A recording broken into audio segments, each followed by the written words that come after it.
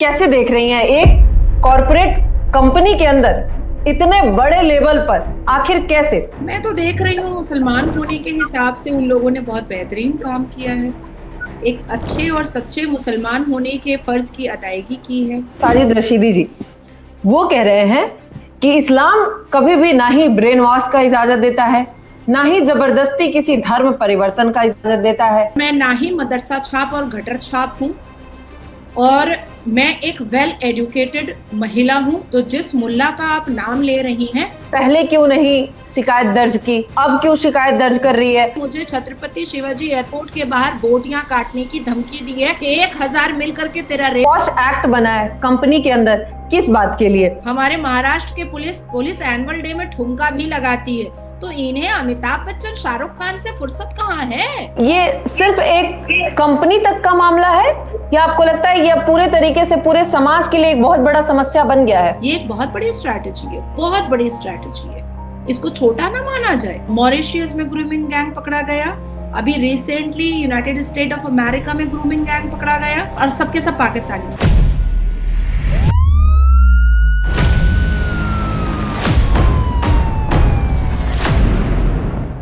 एक corporate office जहां सपने पूरे होने चाहिए, वहीं से अगर शोषण, दबाव और डर की कहानियां सामने आने लगे तो सवाल सिर्फ एक कंपनी पर नहीं उठता, पूरा सिस्टम कटघरे में आ जाता है। नासिक से सामने आए इस मामले ने देश को झकझोर दिया है, जहां महिलाओं ने न सिर्फ उत्पीड़न बल्कि कुछ मामलों में धार्मिक दबाव जैसे गंभीर आरोप भी लगाए हैं। लेकिन सबसे अहम सवाल, क्या धर्म के नाम पर किसी भी तरह का दबाव जायज है? और क्या ऐसे मामलों में धर्म को घसीटना सही है या धर्म की गलत व्याख्या है? इन्हीं बेहद संवेदनशील और अहम सवालों पर बात करने के लिए आज हमारे साथ मौजूद है हमारे मेहमान नाजिया इलाही खान मैम। मैम बहुत बहुत स्वागत है आपका। सबसे पहले तो जय हर हर महादेव। हर हर महादेव। ये क्या हो गया मैम, टीसीएस में जो सामने आया मामला, सबसे पहले कैसे देख रही हैं एक कॉरपोरेट कंपनी के अंदर इतने बड़े लेवल पर आखिर कैसे? मैं तो देख रही हूँ मुसलमान होने के हिसाब से उन लोगों ने बहुत बेहतरीन काम किया है। एक अच्छे और सच्चे मुसलमान होने के फर्ज की अदायगी की है। कुरान को फॉलो करने वाले मुसलमान अगर कन्वर्शन दावत इस्लाम नहीं करेंगे तो फिर क्या करेंगे? अच्छे और सच्चे मुसलमान भारत में ग्रूमिंग गैंग चला करके प्रॉक्सी गजवाए हिंद की तैयारी नहीं करेंगे तो क्या करेंगे?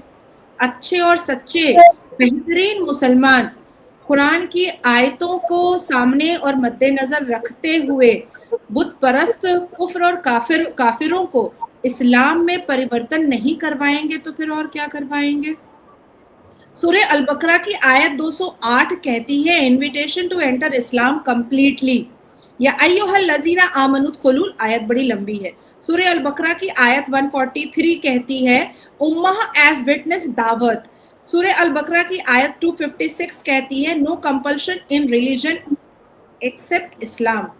सूरह अल बकरा की आयत 221 कहती है, इन्विटेशन टू पैराडाइज थ्रू दावत इस्लाम। सूरह अल बकरा की आयत 186 कहती है, अल्लाह दावत टू कॉल अपॉन हिम। अब आप बताइए, और भी आयतें बताऊं? लेकिन अभी मेरे साथ थे साजिद रशीदी जी, वो कह रहे हैं कि इस्लाम कभी भी ना ही ब्रेन वॉश का इजाजत देता है, ना ही जबरदस्ती किसी धर्म परिवर्तन का इजाजत देता है, और ये जायज ही नहीं है। सबसे पहली बात कि मैं ऐसे गधा छाप मुल्ला मौलवी का जवाब देने के लिए यहाँ पर बैठी नहीं हूँ, क्योंकि सिर्फ भारत में नहीं पूरे ब्रह्मांड में मेरा एक क्लासी नाम है, एक रिनाउंड नाम है। और मैं ना ही मदरसा छाप और गटर छाप हूँ, और मैं एक वेल एजुकेटेड महिला हूँ और एक बहुत ही वेल क्वालिफाइड फैमिली से हूँ। तो जिस मुल्ला का आप नाम ले रही हैं उसको 2 वर्ड अंग्रेजी नहीं आती है, और उसको सामाजिक बात और संवैधानिक बात भी नहीं आती है, देश की कानूनी बात भी नहीं आती है, और कुरान की कौन कौन सी आयतों को छुपाना है और कौन कौन सी आयतों को बताना है, सिर्फ उसको वो आता है। अब ज्यादातर मुसलमानों से आप सुनेंगी कि हमारे कुरान की एक आयत है लकुम दीनकुम वलिय दीन, तुम अपने धर्म की इज्जत करो और मुझे मेरे मजहब की इज्जत करने दो। लेकिन उसका पहला लाइन कोई नहीं बताता है, कुल या अय्युहल काफिरून, ए इस्लाम के मानने वालों कह दो काफिरों से। तो आयतों के साथ जो स्ट्रैटेजिकली माइंड गेम खेला जाता है, ये ऐसे ऐसे मुल्ला मौलवी बहुत अच्छे से जानते हैं। और मेरे लिए आश्चर्यचकित बात ये है कि एक इतना बड़ा मौलाना साजिद रशीदी, जो रूबिका लियाकत जैसे बड़ी एंकर के अवतार की दावत में जाता है, वो हराम कैमरा के सामने आ कैसे जाता है? कुरान तो इस बात की इजाजत नहीं देता है कि आप हराम कैमरा के सामने आ जाइए। तो जैसे कुरान जोर जबरदस्ती दावत इस्लाम करने की इजाजत नहीं देता है, तो मुसलमान कर तो लेते ही हैं। अब मैं आपको बताना चाहूंगी कि कुरान की ऐसी बहुत सारी आयतें हैं जिसमें ये बताया गया है कि पहले प्यार से समझाओ, प्यार से समझ ले तो बहुत अच्छी बात है, उसके बाद फिर उसको कुछ लालच देकर समझाओ, लालच से भी समझ ले तो भी बहुत अच्छी बात है, और किसी भी सूरत में ना समझो तो जिहाद करो। और जिहाद में अगर परिवार में से एक आध कट जाए, लुट पिट जाए, उसके बाद भी परिवार इस्लाम ना कबूल करे तो फिर जजिया लगा दो, जो औरंगजेब ने लगाया था। तो जो बात लिखित रूप में अल कुरान में है, हदीसों में है, शरिया में है, सही अल बुखारी में है, उसको कोई मौलाना सुन्नत रसूल की दाढ़ी रख करके और सुन्नत की टोपी पहन करके झूठ बोलता ठीक वैसे ही है जैसे वो हराम कैमरा के सामने आकर के इस्लाम के मुंह पर कालिक पोतता है, वैसे ही झूठ भी बोलता है। ये भी कहा जा रहा है कि लड़की पहले क्यों नहीं शिकायत दर्ज की, अब क्यों शिकायत दर्ज कर रही है, लड़की की गलती है, ऐसे कैसे कोई फंस जाएगा, ऐसे कैसे कोई ब्रेन वॉश कर देगा। गलती तो विक्टिम को, लड़की को तो बोल ही दिया जाता है गलती, सारी गलती लड़कियों की है। हाँ, लड़कियों पर तो नारियल फोड़ना बहुत आसान होता है। अब चाहे महिला वो 6 साल की हो, 9 साल की हो, 14 साल की हो, 18 साल की हो, 55 साल की हो, 70 साल की हो, कुछ भी हो, अगर वो शब्द महिला है, वो जेंडर फीमेल है, तो उस पर नारियल फोड़ने में कोई दिक्कत नहीं होती है, क्योंकि भाई हम बने ही इसीलिए हैं कि हमें नंगा करते रहो, हमें गालियां परोसते रहो, हम जन्म ही इसी चीज के लिए लिए हैं। लेकिन बात यह है कि अभी 3 अप्रैल को, क्योंकि मेरा लाइव थ्रेड चल रहा है, सबको पता है कि डायरेक्ट शहजाद भट्टी मुझे कॉल करके काटने की धमकी दे रहा है, और सलीम वास्तिक भाई के बाद मेरा लाइव थ्रेड और भी ज्यादा बढ़ चुका है, यहाँ तक कि नॉर्मल लाइफ अब मेरी नहीं बची है। बिल्कुल। अब ऐसे सिचुएशन में मुझे अपने किसी लीगल काम के लिए और पॉलिटिकल सभाओं के लिए मुझे जाना था महाराष्ट्र, बॉम्बे। आपको मैं बताती चलूं, और उसके बाद फिर मैं इसके कंक्लूजन पर आऊंगी कि क्यों लड़कियों को टारगेट करना इतना आसान होता है।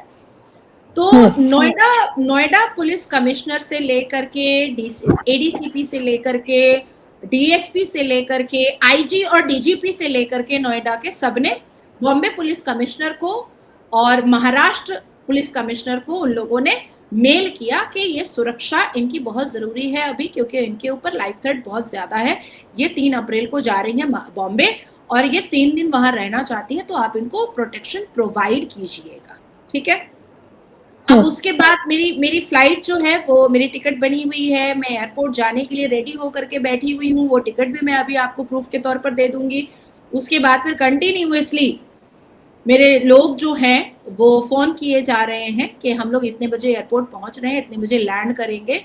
आपको पता है बॉम्बे पुलिस कमिश्नर का रिप्लाई क्या आता है? हमारे पास पुलिस नहीं है, हमारे पास पुलिस नहीं है।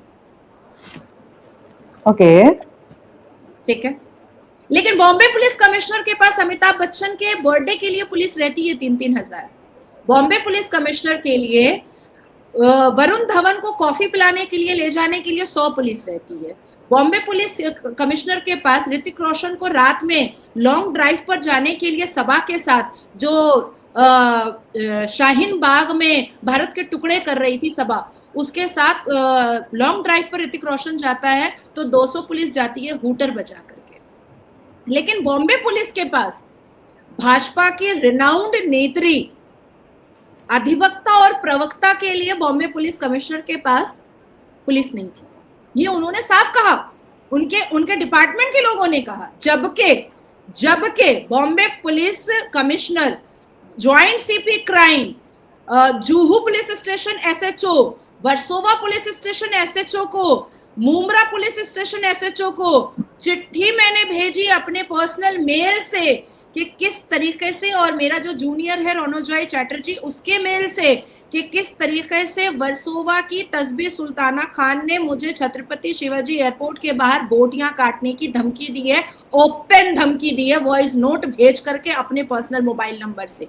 मुमरा से एमआईएम का नेता जिसको उसने मुझे कॉल करके, नावेद ने कहा अपने पर्सनल नंबर से कि 1000 मिल करके तेरा रेप करेंगे और बोटी बोटी काट करके गटर में फेंकेंगे, और joint CP crime, Bombay police commissioner, Versova police और मुमरा पुलिस हमें शाबाशी देगी जब हम ये काम करेंगे तो।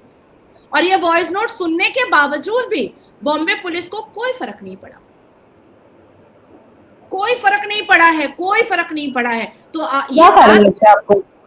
नहीं, ये बात कोई कैसे कह रहा है कि नासिक की वो पीड़िता लड़कियां जिनके साथ इतना दुष्कर्म हुआ, जिनके साथ एक प्राइवेट एक कंपनी में बैठ करके उनके साथ सेक्सुअल हैरेसमेंट हुआ है, क्या वो नहीं जाएंगी पुलिस स्टेशन? बिल्कुल गई होंगी, बिल्कुल गई होंगी। और 230 मीटर की दूरी पर जो पुलिस स्टेशन था वो कौन सा अफीम चाट करके बैठा हुआ था जो उसने कभी भी कोई राउंड नहीं लगाया, उसने कभी भी इंक्वायरी नहीं की, उसने कभी भी एक कोई प्रोसेस नहीं कंप्लीट किया, कोई इन्वेस्टिगेशन नहीं किया। कैसे नहीं किया? ये तो पुलिस की ड्यूटी होती है कि वो राउंड लगाता है। अब चाहे वो 5 स्टार होटल हो, चाहे वो ओयो कमरा हो, चाहे वो प्राइवेट लिमिटेड कंपनी हो, चाहे वो प्राइवेट सेक्टर हो, चाहे वो कॉर्पोरेट सेक्टर हो, वहां तो पुलिस राउंड लगाती ही है, बिल्कुल लगाती है। दिन भर में 3 बार 4 बार ये उनको रोस्टर में दिया जाता है कि आप पुलिस को राउंड लगाना है। तो मैं तो इस बात को मानने को तैयार नहीं हूं कि वो जो विक्टिमाइज्ड फीमेल हैं उन्होंने पुलिस को नहीं बोला होगा, जरूर बोला होगा, लेकिन इतनी बड़ी कंपनी है, कंपनी ने पैसा दिया होगा, पुलिस चुप रहा होगा, और उसके बाद फिर जब ये भांडा पूरा फूटा है तो पुलिस अभी नीपा पोती कर रही है कि भाई हमें तो कुछ पता ही नहीं था। अच्छा जी, तुम वर्दी पहने हो खामोश रहने के लिए, कुछ पता नहीं रखने के लिए, तो उतार दो वर्दी, हमें दे दो, तुमसे अच्छा काम तो हम कर लेंगे। मैम, पॉश एक्ट बना है कंपनी के अंदर, किस बात के लिए? महिलाएं वहां कंप्लेन भी की है, पहले ये कंप्लेन हुआ है कंपनी के अंदर भी, लेकिन कोई सुनवाई ना होने के कारण फिर ये एफआईआर दर्ज हुआ है। देखिए, पॉश एक्ट बहुत ही स्ट्रॉन्ग एक्ट है, इसको अगर बहुत बारीकी से पढ़ा जाए, prevention of sexual harassment in working place. लेकिन एचआर के पास लड़कियां गई, अब वो तो पहले से ही आईएसआई वाली थी क्योंकि आईएसआई लिंक पता चल रहा है, लेकिन वो हिंदू क्या कर रहा था जिनके पास लड़कियां गई थी कंप्लेन करने के लिए? भाई 6 मुसलमान लड़के अरेस्ट हुए हैं, एक मुसलमान महिला जो है उसकी बात आ रही है, तो उसमें एक हिंदू भी तो अरेस्ट हुआ है। तो वो क्या कर रहा था? वो वही कर रहा था जो ब्रिटिश के जमाने में हिंदू ने ब्रिटिश का तलवा चाट के किया था, या वही कर रहा था लेब्रांडो हिंदू जो मुगल के जमाने में हिंदू ने मुगलों का तलवा चाट के किया था? वही कर रहा था क्या? देखिए, लड़की को चरित्रहीन बताना, लड़की की बुराइयां करना, लड़की के कपड़े पर टिप्पणियां करना, लड़की के सिगरेट पीने पर टिप्पणियां करना, लड़की के मॉडर्न होने पर टिप्पणियां करना बहुत इजी होता है, और पुलिस अपनी जान बचा लेगी, शासन अपनी जान बचा लेगी, प्रशासन अपनी जान बचा लेगी, सोसाइटी अपनी जान बचा लेगी, कंपनी अपनी जान बचा लेगी, और लड़कियों को ही बोल देगी कि भाई यही प्रोस्टिट्यूट थी, क्योंकि बहुत आसान होता है समाज में लड़कियों को बदनाम करना। सवाल ये पैदा होता है कि नासिक की पुलिस कहाँ थी? भाई महाराष्ट्र की पुलिस तो हमेशा अवार्ड लेती है, और महाराष्ट्र की पुलिस को हम लोग फिल्म हीरो हीरोइन के साथ पुलिस एनुअल डे पर ठुमका लगाते हुए भी देखते हैं, बड़ा अच्छा अच्छा नाचती है महाराष्ट्र की पुलिस वर्दी पहन करके। भाई ये तो मेरे लिए बड़ा आश्चर्यचकित बात है कि वर्दी पहन करके, कंधे पर अशोक चिन्ह लगा करके, स्टार लगा करके, और संविधान के दायरे में रह करके हमारे महाराष्ट्र के पुलिस एनुअल डे में ठुमका भी लगाती है। तो इन्हें अमिताभ बच्चन, शाहरुख खान से फुर्सत कहाँ है जो ये राज्य की जनता का ख्याल रखेंगे? कहाँ फुर्सत है इनको? मैं तो अपनी आप बीती आपको बता रही हूं, और वो भी वो महाराष्ट्र जहां दाऊद इब्राहिम का सिक्का चल चुका है, वो महाराष्ट्र जहां पाकिस्तान का सिक्का चल चुका है, वो महाराष्ट्र जहां अजमल खसब आ चुका है, वो महाराष्ट्र जहां 93 सीरियल बॉम्ब ब्लास्ट हो चुका है, वो महाराष्ट्र जहां दाऊद इब्राहिम के पैसे पर पिक्चरें बनती थी और यही सारी हीरो हीरोइन जा करके उसके लिए तलवा चाटता था और नंगा नाच करता था, वो महाराष्ट्र जहां आज भी डोंगरी में दाऊद इब्राहिम के लोग पाए जाते हैं, वो महाराष्ट्र जहां पीएफआई का मॉड्यूल अभी बस्ट हुआ, वो महाराष्ट्र जहां आईएसआई का मॉड्यूल हर रोज बस्ट हो रहा है, और वो महाराष्ट्र में नासिक की पुलिस किसको कुछ पता ही नहीं था। कैसे मान लिया जाए? वो भी 1-2 महीने की बात नहीं है, 2022 से 2026 की बात है। ये सिर्फ एक कंपनी तक का मामला है या आपको लगता है यह पूरे तरीके से पूरे समाज के लिए एक बहुत बड़ा समस्या बन गया है? जैसे यूके में ग्रूमिंग गैंग चलती थी, ब्रिटेन में ग्रूमिंग गैंग चलती थी, उसके बाद फिर इटली में ग्रूमिंग गैंग पकड़ा गया, उसके बाद फिर आपको मॉरिशियस में ग्रूमिंग गैंग पकड़ा गया, अभी recently United state of America में ग्रूमिंग गैंग पकड़ा गया, और सबके सब पाकिस्तानी थे। ब्रिटेन का तो पूरा ही पता है कि A to Z, यहाँ तक के वहां पर बाइक भी पाकिस्तान की मिली थी, मोबाइल भी जो है वो पाकिस्तानी नंबर के थे। तो उसी तरीके से पाकिस्तान की फंडिंग पर, ईरान की फंडिंग पर, कतर की फंडिंग पर भारत में ग्रूमिंग गैंग काम कर रहा है।